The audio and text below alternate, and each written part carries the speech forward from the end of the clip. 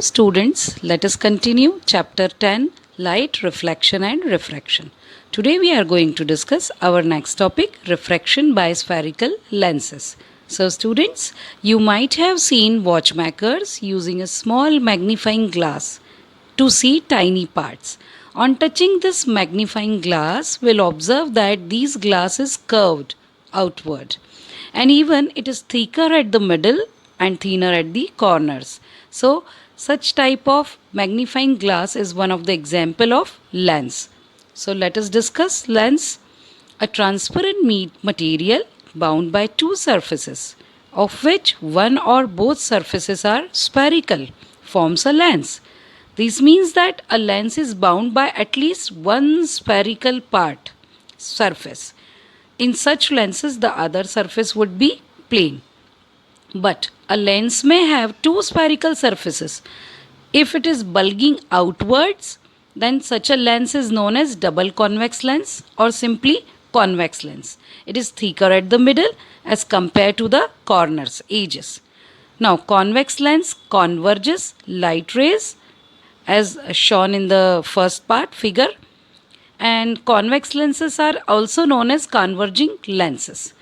Similarly, a double concave lens is bounded by two spherical surfaces curved inwards.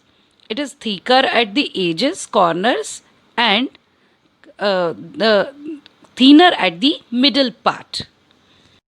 Such lenses diverge light rays as shown in the second diagram. Such lenses are also called diverging lenses. A double concave lens is simply known as concave lens. Now, a lens, either a convex lens or a concave lens, has two spherical surfaces. Each of these surfaces forms a part of a sphere, as shown in the figure. The centers of these spheres are called centers of curvature of the lens. The center of curvature of a lens is usually represented by letter C. Since there are two centers of curvature, we may represent them as C1 and C2.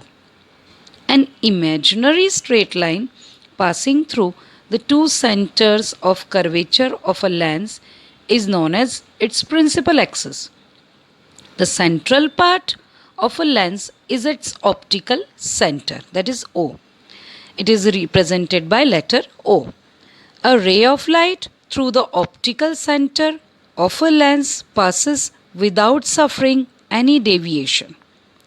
The effective diameter of the circular outline of a spherical lens is called its aperture, or we can say the total distance. The radius of a transparent sphere of which the curved surface of a lens forms a part is known as radius of curvature. But lens has two radii of curvatures, R1 and R2. R1 for surface 1 and R2 for surface 2. The next, principal focus. When the rays parallel to the principal axis of a convex lens are refracted through the lens, they converge at a point on the principal axis.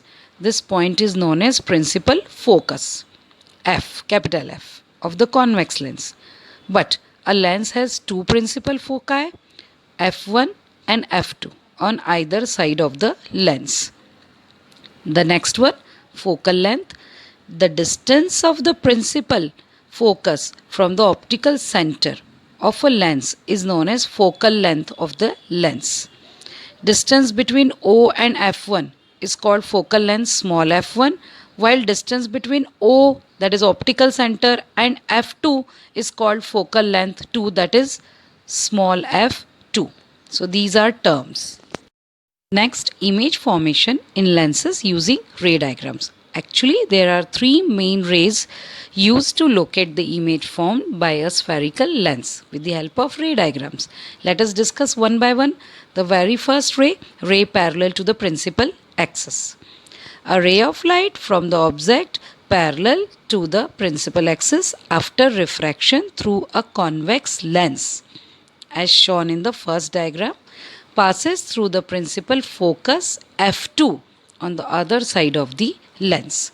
While in second case, a ray of light from the object parallel to the principal axis after refraction through a concave lens appears to diverge from the principal focus f1 located on the same side of the lens as shown in the second diagram.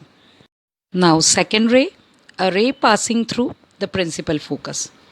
When a ray passing through the principal focus f1 after refraction through a convex lens will emerge parallel to the principal axis as shown in the first diagram, while a ray of light directed towards the principal focus f2 on the other side of a concave lens after refraction will emerge parallel to the principal axis as shown in the second diagram.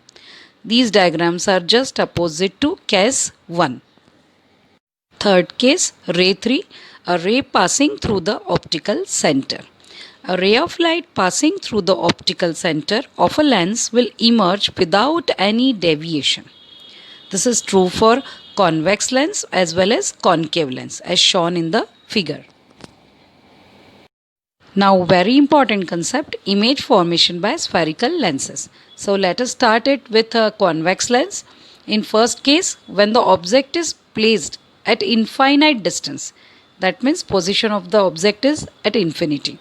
So let us observe the diagram carefully. Here object is placed at infinite position and rays are coming from infinity and striking on the convex lens Mn, and after refraction through the convex lens, all these rays are converging at a point on the other side of the lens. That point is the focus point. So when the object is placed at infinity, the position of the image will be on the opposite side of the object at principal focus f2 as according to diagram. Nature of the image will be definitely real and inverted, and size of the object is highly diminished. Next part, when the object is placed beyond twice f1. What is twice f1? Actually, it is the center of curvature of either side of the spherical part of convex lens. So let us observe the diagram carefully. Here AB is the object placed beyond the twice f1, or we can say beyond center of curvature first spherical part. Then the rays are coming from AB and striking on the convex lens Mn, and after refraction the rays are proceeding toward the other side of the mirror, and we are obtaining the image A dash B dash between f2 and twice f2.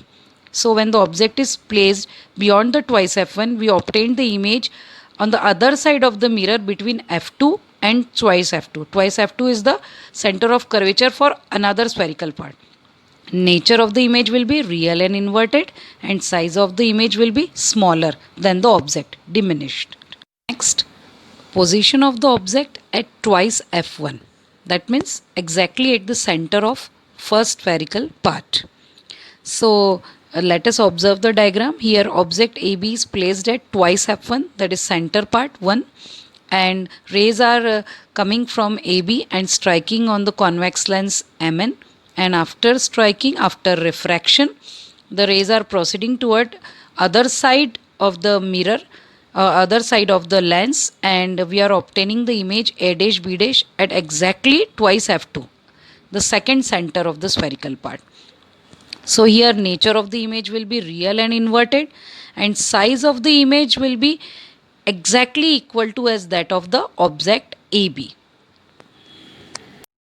Next case, when the object is placed between f1 and twice f1, that is between focus and the center of curvature of either side of the spherical part.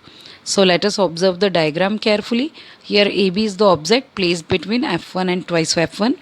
Rays are coming from AB, striking on the convex lens Mn, and after refraction the rays are proceeding beyond the lens, that is other side of the object, and hence we obtained the image A dash B dash beyond the twice f2, that is beyond the second center of curvature. Nature of the image will be real and inverted, again the same, and size of the image will be, this time the size of the image will be bigger and large as compared to that of object. Next case, when the object is placed at principal focus F1, the first principal focus of either spherical part. Now here, let us observe the diagram carefully. AB is the object placed at F1 position, focus. Now, light rays are coming from AB, striking on the convex lens MN, and after refraction, the image will form at infinite position, infinity. The nature of the image will be real and inverted definitely, but the size will be highly enlarged. The last case, when the object is placed between principal focus F1, the first principal focus, and optical center O. So here, according to the diagram, when the light rays are coming from object AB, which is placed at between the principal focus F1 and object O, the image will form on the same side of the object as we are observing here, A dash B dash. But the nature of the image will be virtual and erect, and size of the image will be highly enlarged as compared to that of the object. Next, image formation by concave lens.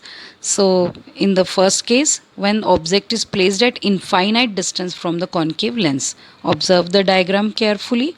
Here, when the object is placed at infinite position from the lens, the image will form on the same side of the object at focus F1, at the first focus point F1. And the nature of the image will be definitely virtual and erect, and size of the image is point size. Remember, in case of concave lens, all the images will be virtual and erect, and size will always diminish or smaller than the object. The last concept, when the object is placed between optical center O and infinity. So we can say any place other than infinity. So observe the diagram carefully. Here AB is the object and rays are coming from AB, which is placed between O and infinity, and after refraction from the concave lens MN, will obtain the image A dash B dash on the same side of the object, and here the image is virtual and erect in nature, while the size is smaller as compared to that of object AB. So students, I hope you understood this concept, and thank you for listening.